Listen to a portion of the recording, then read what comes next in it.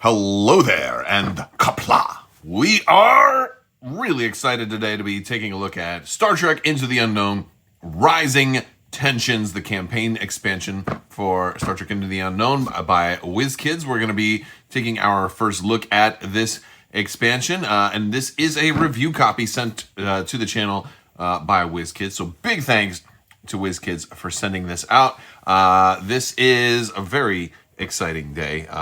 If you guys have been following me for a while, you know I've been eagerly anticipating the finally the arrival of the Klingons and many of the remaining Enterprise D crew, as well as our first Romulan, the inclusion of Cloaking, Sway, and an extra campaign. Lots of very, very cool stuff with this box. We are going to get this thing opened. If you guys are new here to the channel, we do talk an awful lot about spaceship games, science fiction games, tabletop games, board games, and everything in between. I'd love to have you guys stick around. We have, look at the back of this box here. I'm just showing you the back while I'm talking. We're going to be doing the 12 Days of Life Day all throughout the month of December. That's 12 giveaways that we're going to be doing, and I typically announce them at the end of my videos. So watch all throughout December. Now, how do you enter to win that? You just have to be a subscriber and leave a comment on this or one of my other videos. It's as simple as that. Look at the amazing art here. Look at Gowron. He is piercing into your soul. He's like, you have waited for this. You have waited for this. And today is a good day to do an unboxing. Yes. Also, just a reminder, this is not a standalone game. You do need the Into the Unknown core set to be able to play. All right, let's go ahead and get this thing open. Now, if you'll notice, this is a narrow box. A little bit more narrow than the original Into the Unknown box. Look at this, right? We've got it right here. You can kind of see it's almost half the size. As far as shelf space, though, it is going to take up the exact length and width, just about half the depth. So if you are looking for like storage options, that's something to keep in mind.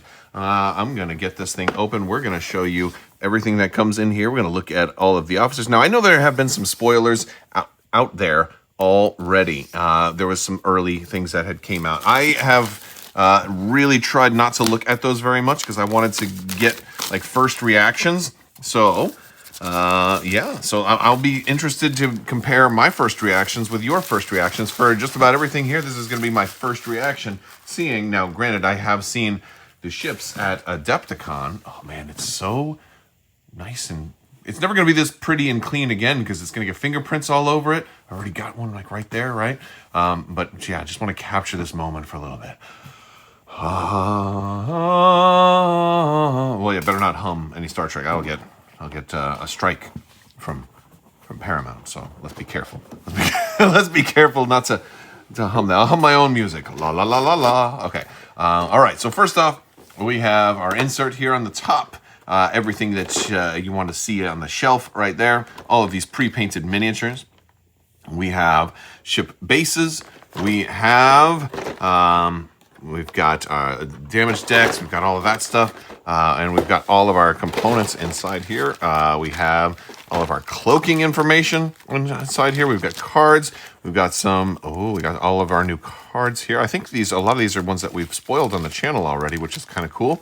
We've got shuttle cards. We've got punch board pieces. We have big punch board and smaller punch board. Oh, all kinds of new interesting things for cloaking. And again, I still have to read all over that because I haven't dug deep into the spoilers. We have a Rising Tensions campaign guide that's going to give us lots of cool new rules and everything. Let's dive in closer. What should we look at first? How about the ships? All right, so we've got all of our ship damage cards. We have one large base and 3 small bases. And I did think that the Vorcha was going to be a medium base for some reason, but it is a large. And we have 10 ship pegs. And, well, we're going to start off with, I'm going to go from left to right. We're going to start off with the Valiant. I'm going to have to zoom in here. Let's try this. Boom, there we go. So the Valiant, oh my goodness, I'm dropping things. It's tiny. It does say USS Valiant on there. This is going to be virtually the same ship as the Defiant, just this is a different one. This is, I believe, the one from that Nog was on with Red Squad, which was a pretty cool episode, actually. Very, very cool episode. So we have some great detailing on here, as we typically do. Really, the quality of these miniatures is just absolutely outstanding.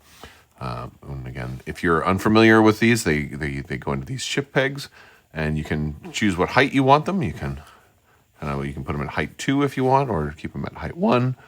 It doesn't really matter. It's not a gameplay advantage either way. It's just a way to, so maybe mark your guys. Maybe you're running multiple, Defiant class vessels, and you want one real high and one real low. Helps you remember which one is the one that's got your best officers on it, right? So that one's done. And now it is time for our Miranda class. This is the USS Trail, or Trial. It's, oh my goodness. No, Trial. I said Trail. I'm reading it wrong. I had to take my glasses off because this close, I definitely have problems seeing things that's when the writing is that tiny, but we can certainly make it out. Look at that. That is beautiful. This is a really, really pretty ship. And this is the first all-new Federation sculpt we've seen since the game has come out. It is beautiful. There have been so many different Miranda-class vessels over the years, but this is a cool one that has this whole top section here. They're not all of the Miranda classes have this whole top bar here, that roll bar or whatever you want to call it. And there's a lot of different variations amongst this class and this style of ship, but this is a really good-looking one. And I definitely dig it. I'm digging those more kind of classic nacelles as well. I'm really liking this one. It's going to be really fun to get this on the board. And also we're going to look at the ship boards. We're going to look at like the ship's capabilities and different titles that come with them and all of that stuff too. That's all coming. That's all coming. We have Klingon ships to look at now. I know you want to probably see the Klingon ships first, but we got to pick a direction. Right, and we're going to go from left to right, which means we're going to do the Bird of Prey right now, and then we'll do the Vorcha. Now, the Bird of Prey is one I have been eagerly looking forward to. Here we go. This is the Klingon Bird of Prey, the Burrell class, which is the smaller, the original Bird of Prey, not the Cavort, which is the much, much larger Klingon Bird of Prey. There's always an interesting discussion of scale when it comes to Star Trek, because they use physical models, and sometimes they have different models for different scales, and sometimes there was cases of the Bird of Prey where they had to use a different model because the other one was broken or something like that, and so then it ended up scaling differently. And oh, by the way, do you notice that these wings move? Yes, these wings absolutely move. This is really cool, and again, we can put this in here. Look at the paint job on the bottom of these wings. We're getting exquisite detailing on here. Really very, very nice. I love this. We have our little torpedo right there, and we've got our disruptors on the sides. They even can go up, right? Look at that. Look at that. You can do any way you want. So you can have lots of different birds of prey and have them in lots of different configurations, right? You can just be like you're going to be, you are like a crane kick. You are like Daniel LaRusso from Karate Kid, ready to strike, or you can be a little bit more straight, right? A lot of them have been straight. I think the story that I've heard is that at one point they were all meant to have mobile wings, but then one point, like the primary model they were using when they were filming all this stuff broke. And so that's why at a certain point you saw them all down, and then they just stayed this way for pretty much ever, right? And usually they're not quite down this much. We'll go like maybe like that. Like that's probably a good representation of how you commonly see the Klingon Bird of Prey, about right there, right? This is so cool. This is so cool. I love the detailing on this. There's so many things that I haven't really appreciated like the back. I don't often look at the back of a bird of prey. Usually you see it this way, boom, boom, boom, it's coming in. But I love this model. This is an achievement. So I'm really, really proud of WizKids for this. This is a masterclass in both models and in fun factor. It is wonderful. So really good job, everybody. This is spectacular. I love it. And we're going to get it on this stand. You're going to want multiples of these. We are also going to be looking at a bird of prey pack later on with the cloaked one. So that's coming soon. So if you want to see more stuff, make sure you're subscribed. Lots of reasons to subscribe. Oh, by the way, you can also do one and one. Look at that. We're going to go, you're flying them left and right. I don't know if this would canonically work. I don't know if there's a use case or if they can actually do that, but that's a cool thing, right? All right, I'm going to keep them straight. This guy's going to be straight as I set him down. And we're going to pull out that Vorcha Gowron's ship. I think all right, so I don't know what titles come in this pack, but I believe Gowron's flagship was called the Kuvat. I think that's what this one is based on. We'll see. We'll see if my Star Trek memory shooting from the hip here is accurate. All right, we got lots of panel lines. This is really going to be cool for anybody who wants to custom paint one of these. If you're looking to do a repaint, there's so many raised surfaces here. I love the raised surfaces and all of this greebling that you're going to get on these starships because it gives you so many cool options if you are a customizer, if you want to customize this guy. And maybe you don't even want to do a full repaint. Maybe you just want to paint a couple extra panels and give him some extra detailing. I know some of you are thinking of getting 2 copies of Rising Tensions. I think it's an excellent option because, again, then you'll have 2 of these and you're going to have, you can really do some more diversified Klingon fleets. And so that's going to be a cool thing. Well, we got the Klingon symbol right there. Love that. We got, I guess the bridge is actually up here, right? But then we kind of, this part's almost kind of like Star Destroyer, like the Star Wars fan of me is like, no, the bridge should be back here. I'm like, no, it's up here. See all the lights? I love all the little lighting on here too. This is something I do whenever I do repaints. I always add a lot of bridge lighting, interior lighting and stuff like that. And this is really it's perfectly square. These are, however they do their decaling and they get all of this stuff on here, the level of detail is very, very good. So I like that. I like that a lot. And there's no moving parts on this one, but that's absolutely okay. I don't think there should be. There's nothing that actually moves on it. However, when we do get Voyager at some point, I do expect to see some moving nacelles. Like this part would come up a little bit, but no, it's pretty good, pretty solid. This one's going to go onto the large base here using the rear 2 pegs. This is super cool. I'm very happy. I'm very happy. So for fans of Next Generation, these are pretty much the only 2 types of Klingon ships you saw. Mostly the birds of prey. Every once in a while you'd get one of these. There was, I think, maybe one episode that had a Katinga in there, and then of course the finale had the Negvar, which the Negvar is coming eventually. There we go. We've got it on its base now. Oh, it looks real good on the base. Right here we have it right next to the bird of prey. Oh man, that's cool. And big thing about this is that this is going to be featuring smaller missions, 2-ship missions, scalable missions, and all kinds of cool stuff like that. All right, let's look at the shipboards and find out what these ships can do. All right, so you do have the Defiant to take a look at. We've already seen the Defiant's shipboard, so I don't think there's anything particularly new here, but this is a very powerful ship that can, he's hard to hit. He is, packs a huge punch with the Pulse 2 phaser cannons, as well as the phaser emitters and shooting torpedoes. A lot of weapons power, can get really high weapons power, and is also kind of fast. But this is an attacker. This is a gunboat, 5 attack power. Red Alert 2. The Defiant's always been really good. So yeah, I definitely like that. The Miranda, however, is the new fun stuff here. So let's talk about the Miranda a little bit. We've got a lot of things to look at here. we've got our engineering, we've got cargo. I want to point out that you cannot deploy shuttles from this one, but you do have the ability to deploy probes from this one. We do have 3 different weapons here, and this is actually really interesting.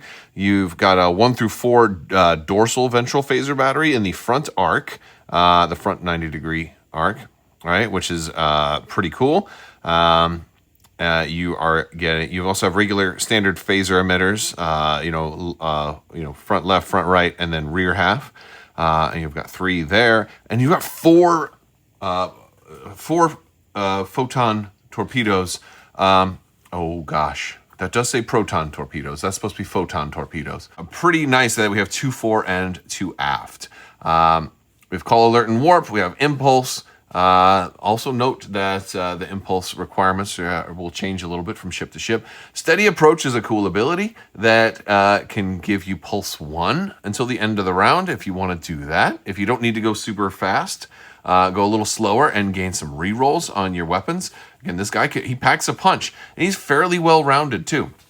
So as far as the crew dial here, we start at 433. If we go up a little bit, we'll get 443. And we go up a little bit more, we can get up to 544, which is a really nice jump. As we tick down, it'll go down to 332, then 231, 120, and then finally 000, and that's it. So we'll start over at the start. That's what we have for the crew dial there. For our hull, we're going to start with 7 hull. Then we have 6, 5, 4, 3, 2, 1, 0, and 00, and you're dead. All right. Now the alert styles are really cool here because we'll start with green alert 1. We get no power back there. 1 shield in the front and the back. We do start with a single weapons power, but he's not the strongest at his dials over here. He's going to be probably be using a lot more power from reserve power. So while he can do a lot, he's not generating quite as much. Doesn't get as many free points on a lot of things. At Green Alert 2, we get 1 power back. Still not super great. Still only 1 for extra weapons power, but 2 for instruments. A little bit higher shields there. And we go to Yellow Alert 1. We're getting a little more power back here. This is a pretty good spot. We do have torpedoes loaded at Yellow Alert 1, so this is a decent place to to chill, right, at Yellow Alert 1. We don't have a Yellow 2. We do skip to Red Alert 1. We lose our instruments power. We can still go speed 5 for our impulse with turning 2 there. And we have still only 3 for weapons power. And again, with all the weapons you've got, you're going to need a lot of power up here to be pulling from those weapons. As we go to Red Alert 2, we do finally reach 4 for weapons power. So I think if you're using this thing as an offensive weapon and as if you want to soften up their shields and then drop 2 torpedoes in their face, maybe 4 torpedoes, 2 in front and 2 in behind, if you can position it in the right spot. This could be a really fun combat support ship.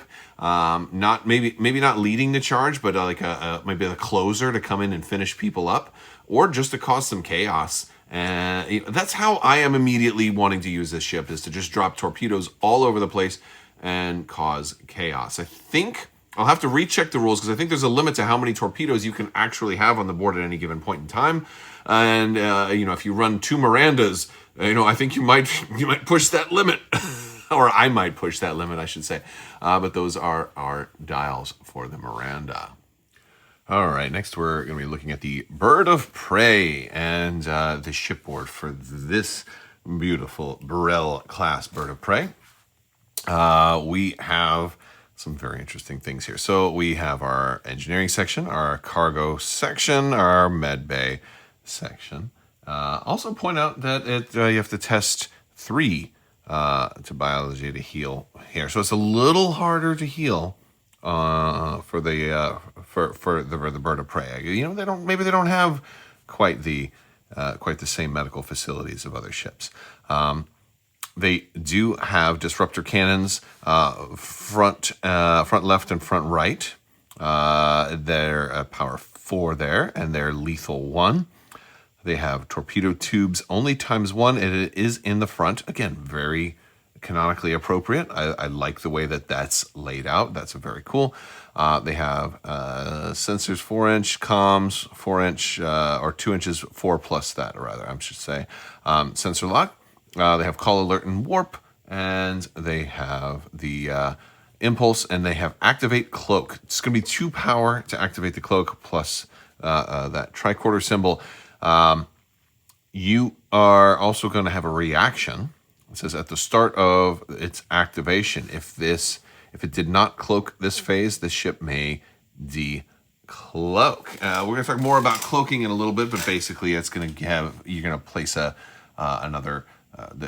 Basically a wake marker down, and your position is going to be hidden, but it's going to be relative to that marker. And that has some really interesting things. And I think we're going to do a whole video on cloaking in the future, because I've got more to read on it, and I've got some, got to play it in a couple of games and get a good handle on cloaking before I try to talk about it with any kind of authority, right? So we'll speak in rough generalities for right now about cloaking, but it seems fun and cool, and maybe kind of dangerous for your opponents. So it's going to be some interesting discussion on that. Let's look at our boards. Here are our dials. So we've got 6 power to start, and I think that's pretty standard, right? Nothing hidden on there. We only have 5 hull. 4, there's our 4, 3, this is going into yellow. We have 2, and 1 into the orange, and then 0 and the red, and then 0 destroyed. So not as much hull on these guys. Here's our crew, only 3, 4, 2. Weak on the sciences, right? Weak on those, which if you inspire 4, 5, 2, still kind of weak on the sciences. If we inspire twice, we can get up to 4, 5, 3.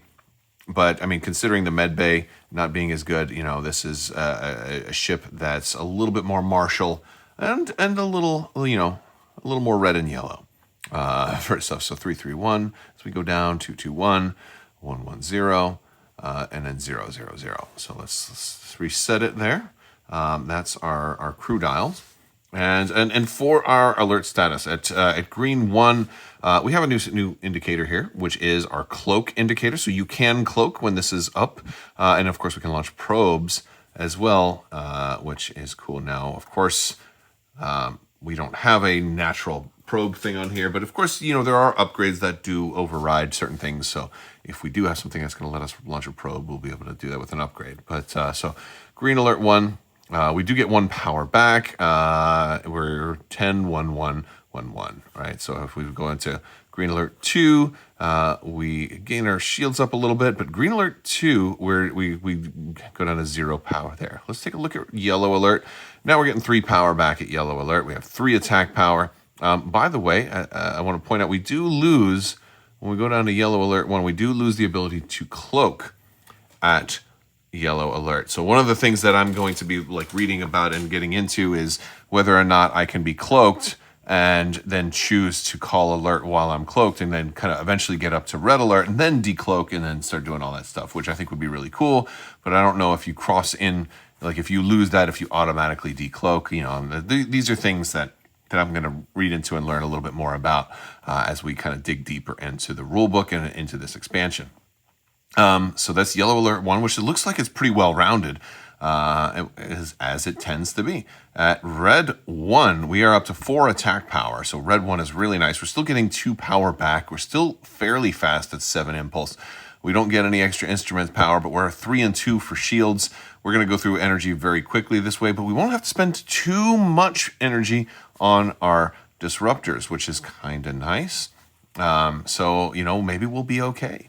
And then at red alert 2, we have 5 for our weapons, 4 shields in the front. This is a frontal. This ship wants to be facing you for a number of reasons. It definitely wants to be facing you. It wants the torpedoes facing you, the disruptor cannons facing you. It can't really shoot behind it at all. And as the front shields get stronger and stronger, it's all about positioning for this guy. So yeah, that's its dials. It looks pretty cool.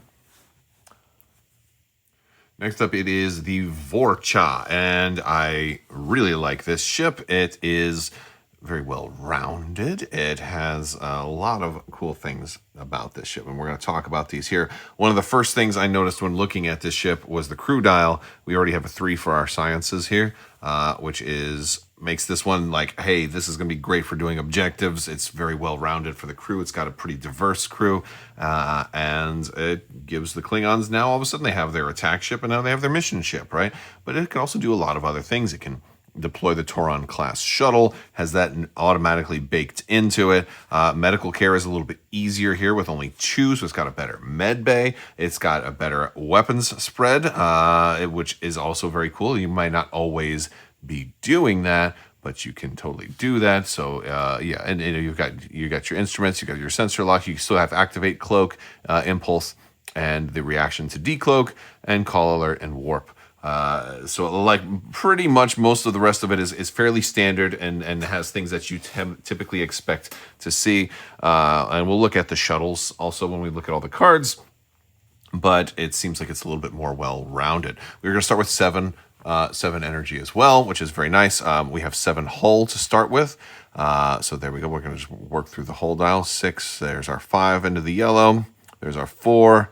There's our 3, our 2 into the orange, our 1, and then as our red, and then dead. So we're going to start back over at 7. So a decent amount of hull. We have higher energy counts, so our shields can last a little longer. We have great crew. If we're inspired, by the way, it goes right up to 444. So if we're trying to do science missions, if you can inspire this guy early, that's going to be incredible. And then we can also go up to 454 as we inspire a second time, which is a little harder to do, but it can happen. All right, so as we go down on the crew dial, we're going down to 342. So you don't want to lose crew early, especially if you're trying to do missions with a science requirement. But everything else looks good. 232, 221, 110, and then 000. And then we're going to start back over. So that's our crew dial.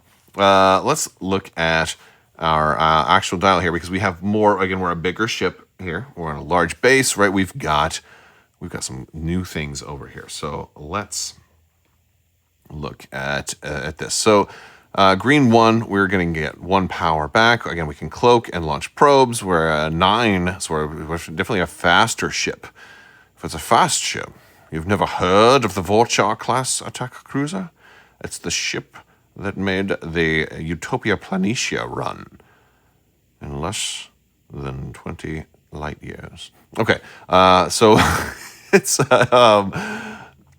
a 1 attack at green 1, 2 instruments power and 1 shields. As we go, we've got green 2 there. We don't keep the weapon power too high, but we get higher instruments power, which is also nice. So green 2 is a nice place if you're trying to do missions. You can still cloak. Also, at yellow, we do lose the cloak. All right, we go up a little bit to 2 weapons power, but now we're getting 4 energy back. So yellow 1 is nice for energy coming back. Yellow 2, shields go up just a little bit, right? So we're at 3-2 for shields. We're only getting 3 energy back each turn. At red 1, we are now at 4 weapons power. We're still getting 2 energy back each turn. We got a lot more shields in the front. This is a front-focused ship, but we also have red alert 2 here with 6 weapons power. Nothing like this is all out. Like this is the end, right? This is where we have to kill or be killed. And by the way, he's also very much focused front. So heavy disruptor cannon 2 to 5, 6 inches is the front arc, lethal 1. Disruptor cannon batteries, 2 of them, 2 to 4. And also lethal 1 and pulse 1 on those. And then we have 3 torpedo tubes, which is pretty respectable. 2 in the front. Again, a lot of frontward focus power. But this is our only rear attack, as we're going to launch 1 torpedo out the rear. I'll say this is so cool because, again, when I used to play like Bridge Commander and stuff, I used to remember that the Klingons were one of these races that they needed to be facing you. And even flying a Vorcha, like the only thing you could do out the rear was fire that torpedo. So if somebody was in your rear, you were turning around very hard and heavy to bring your front back to them, and that was just something you could do while you were turning if you had to. So I love how thematic it is. I feel like they really captured the feel of the Vorcha. It can be very well rounded. Of course, it still has teeth. It definitely has a significant bite if push comes to shove, but it doesn't have to get to that point, which feels very Klingons from a diplomatic and negotiating standpoint. So this is a very, very cool looking ship. I can't wait to see how it handles on the tabletop. Also, in case you were curious of the backs of the shipboards, I wanted to showcase all of those. Now, we've already seen the Defiance already, so this is just a reminder of what you can expect on the back. We've got the Miranda right here with its rear being also a support. We have the Vorcha, which is also a support. Now, this is also going to be an errata. This is supposed to be a large. It does say medium. It is going to be a large. I got confirmation on that as well. And we have the Burrell, which is a small scout. And there we go. We've got the backs of the shipboards if you were curious. All right, next we're going to go take a quick look at the different Klingon officers that we get. We've got Gowron. We've got Duras. Kern. We've got more. But I'm just going to show you guys the backs of these cards real quick. Here's the back of Gowron. Here's the back of Duras. I'm not going to dig too deep into these guys right now just for first reactions, but we will definitely go into these guys eventually in a little bit more depth. We also have Grilka and Kalar. By the way, Kalar is dual faction here. And it's cool looking at some of the sway that they have. The interesting thing is that the characters with sway don't say they have sway, but the characters that don't have sway, like this proud captain, who's like a generic, has the sway marker there. So I don't know what's going on with that, but but this is the sway section, so that's pretty cool. But yes, and then we flip them over, and we have the backs of Grilka and Kalar, mother of Alexander Rozhenko. So yes, so very cool, very cool. We're going to look at some of the additional characters as well. We've got a proud captain. We got some generics here.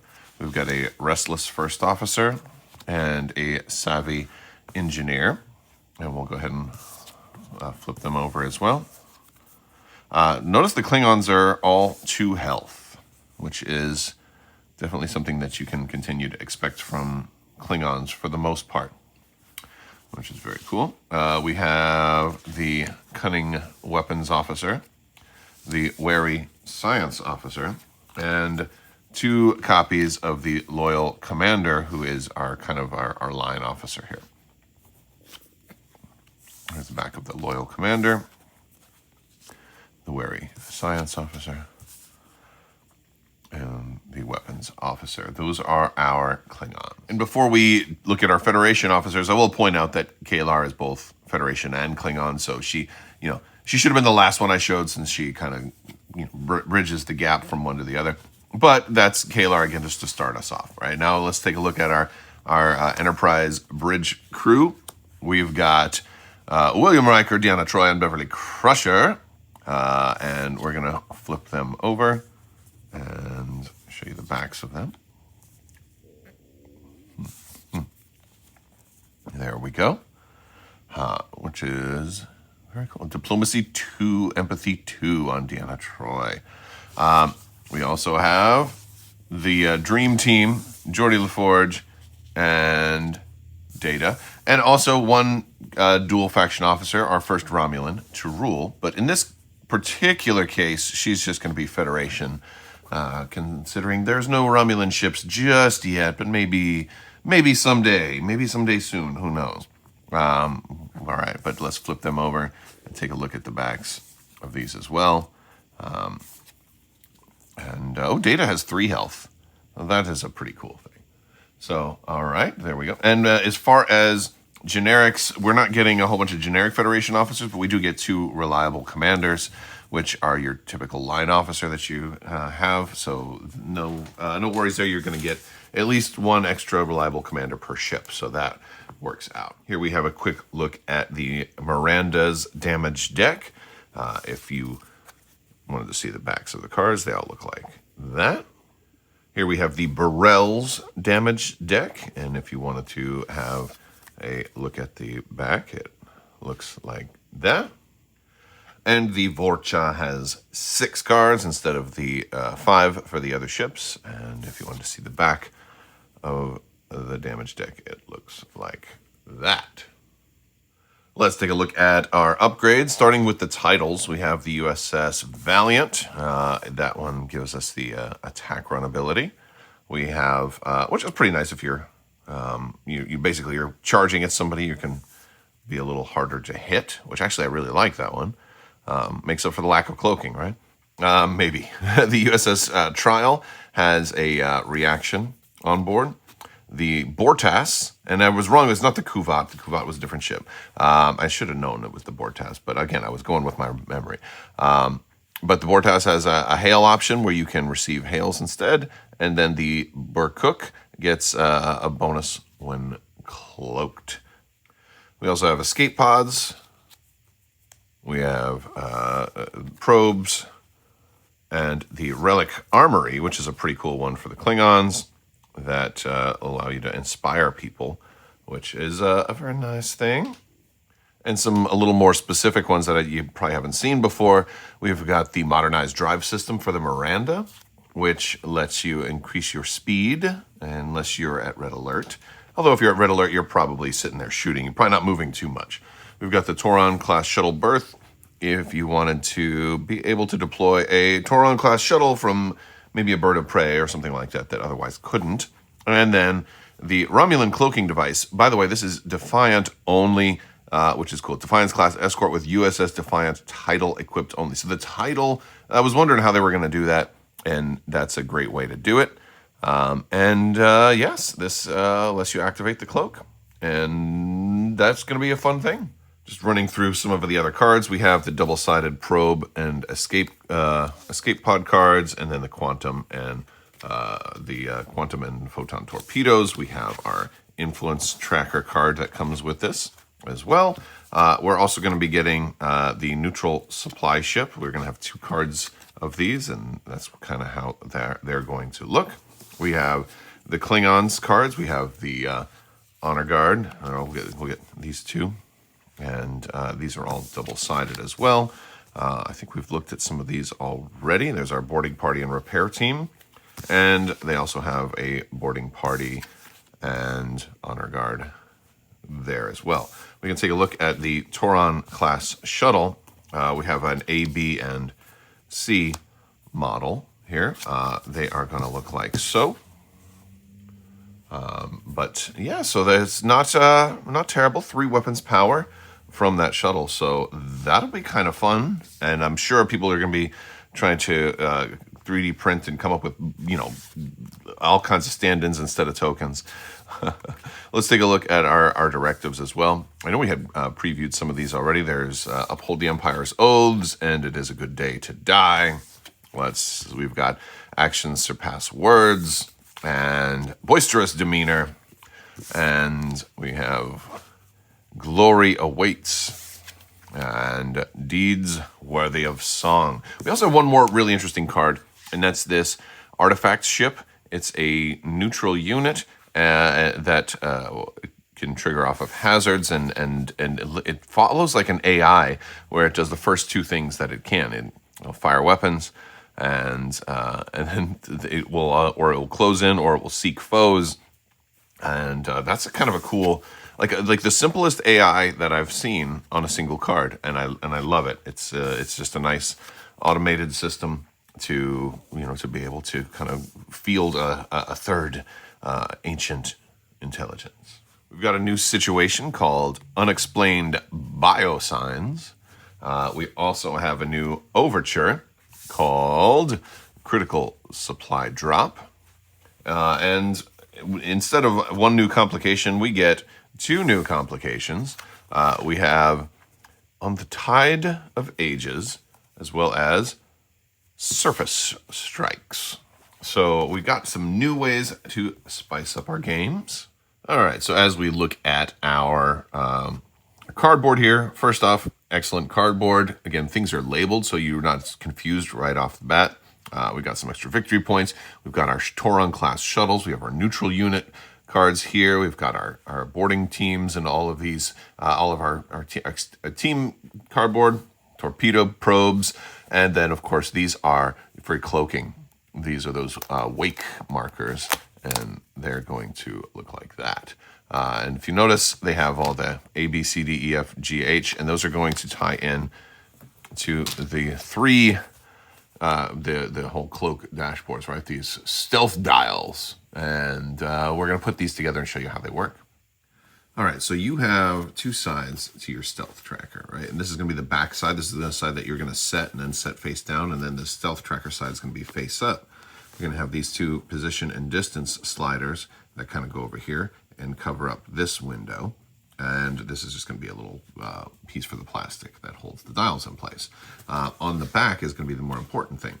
Now, it might seem, and I'm going to give you a warning, it might seem like you want these numbers like to show through there, but that is not the case. That is not the case. Even though that it seems counterintuitive, so I'm giving you a warning. You don't want the numbers to show through there. You want the numbers, the distances, to show right here. And the same thing with the position. You want this to show right here. What you want on the other side is only the colors. So I'm going to show you a finished example of how this goes together.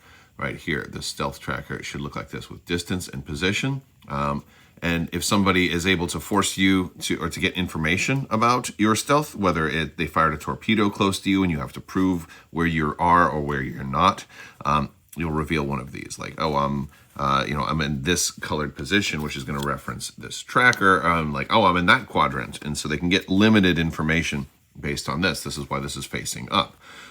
But on the back, when you cloak your ship, you're going to say, okay, I'm actually 6 inches in direction B. And so you're going to set that. So that would be like, you're actually this far away from here, but they think, and so they may fire a torpedo over here thinking you're in the back left side and you're actually in the top right side. So that's how this works. And so the point is, do not, don't do what I almost did and assemble the letters and numbers where they're facing the window. You keep in mind that there's color codes on the backside that are going to give your opponent limited information should they so require you to give it. The other piece of advice I want to give is, you'll notice when you look at all of your little black plastic pegs, you've got some larger ones like these that are going to go together. I think these are for your shipboards, in case any of the large, they're like replacement ones for the shipboards. They're going to give you problems if you try to stick these in here, especially this one, which kind of does fit in here, but doesn't, obviously this larger one can't go onto it. So you want to use these smaller ones and then the little cap. Otherwise it's not going to work out real good. So you just stick those in and kind of force that through, and then your cap goes in like so, and you tighten it down, and done. All right, so this has been a look at Rising Tensions, the first campaign expansion for Star Trek Into the Unknown. Huge thanks to WizKids for sending this out early and making this video possible. This is a very exciting time. Some highlights, of course, the new ships. The Vorcha is a beautiful ship. I love the way it came out. The Bird of Prey is easily the gem of this one. It's wonderful. With the moving wings is really a spectacular, triumphant achievement, and I absolutely love this. I also like the way the Klingons ships are kind of designed to face forward and come right at you and then hit with a really big punch. The Trial is a beautiful addition to the Federation, which already has some of the best and most iconic ships, and this is definitely one of those for both fans of the original series timeline and Next Generation and beyond. It's an iconic ship and looks beautiful. And by the way, it's a Defiant that's not actually the Defiant, right? It is the Valiant, and it works into this, and this is kind of what we're going to be expecting to see with even the previews of other things to come, is that you're going to see 3 all new ships and then 1 that is a popular ship from a previous thing. So it's definitely something people may want additional ships of, and I know people are going to want additional birds of prey. By the way, stay tuned and make sure you subscribe, because we're going to be looking at some more birds of prey in the very near future. Also, some other highlights. Cloaking, very cool system. I like the way this whole thing works, and I can't wait to try it out.